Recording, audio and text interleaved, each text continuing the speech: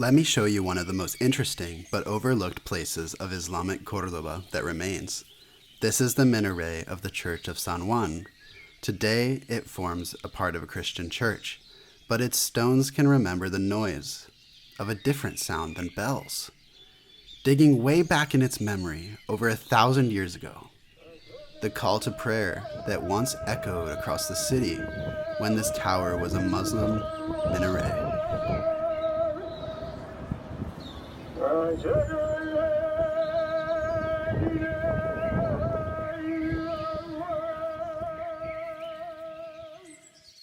Its design immediately reveals its lineage. The Alminar de San Juan belongs to the same artistic vocabulary that defined Umayyad Córdoba in the 9th and 10th centuries. The alternating orange and white arches recall the Great Mosque. Its capitals display the same delicate carving that adorned the caliphal workshops, and the paired horseshoe windows predate those that crowned the great minaret of Abd-ar-Rahman III. Yet this tower is not a mere imitation. It may well be one of the earliest surviving Islamic minarets in the Western world, predating many in North Africa itself. Why Córdoba? The answer lies in the political theology of the age. Under Hisham I, reigning 788 to 796, the Umayyads were consolidating their power and defining their religious identity against their Fatimid rivals in the east, Shias, who often omitted the use of minarets. The erection of tall, visible towers across Al-Andalus was not just architectural fashion, it was a statement of authority and orthodoxy. Some scholars even suggest that the choice to build upward responded to the landscape of Christian Iberia, where bell towers dotted the horizon. The minaret became Islam's answer to vocally compete with the Christian steeple.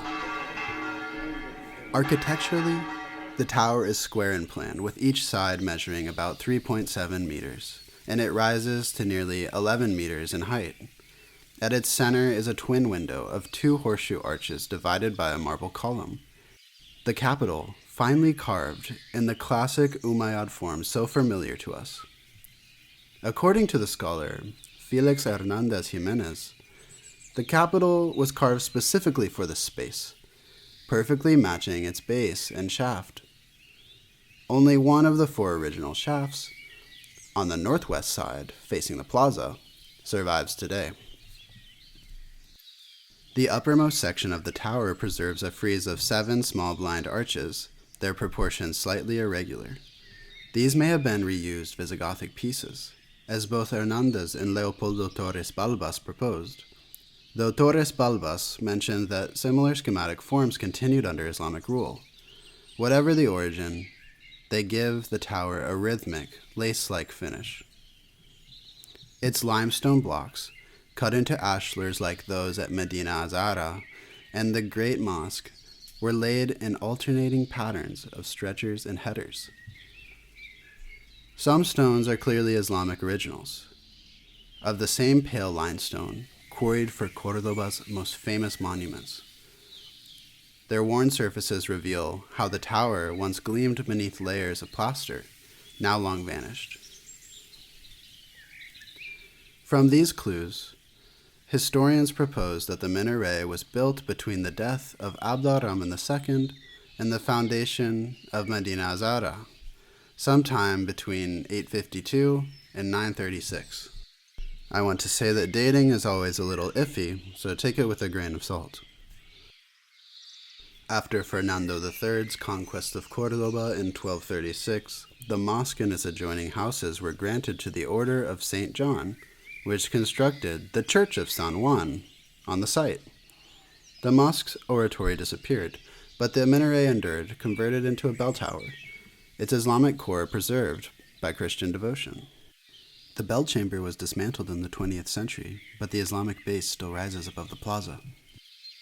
Archaeology offers only glimpses of its surroundings. Excavations in the area, carried out in the 1960s and 1970s, uncovered Roman sculptures, mosaics, and inscriptions, fragments of older civilizations that had once filled this same quarter.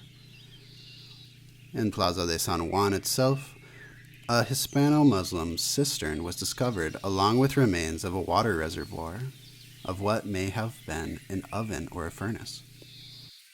The excavators imagined the neighborhood as a grand urban residence, similar to the Casa de Jafar in Medina Azara, with thick walls, stuccoed floors, and fine decoration, perhaps the home of an important Cordoban official.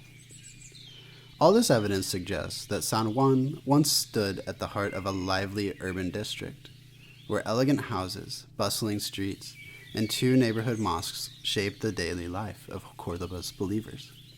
In that setting, the Alminar de San Juan was both a landmark and a lifeline, marking the rhythm of prayer, proclaiming allegiance to God and the Caliph, and later, serving as the voice of another faith.